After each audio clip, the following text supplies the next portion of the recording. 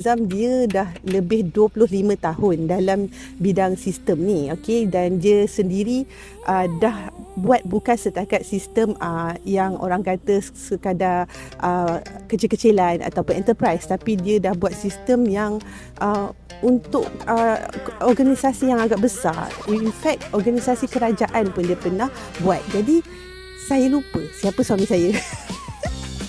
Nampak tak? Okey. Jadi nak bagi tahu kat sini, InsyaAllah apps kita ni dijaga rapi lah daripada kena hacks ke ataupun daripada korang punya glitch on the details ke, information ke. InsyaAllah benda itu terjaga kerana Mr. Zam memang dia dah buat daripada semua angle. Okay, InsyaAllah.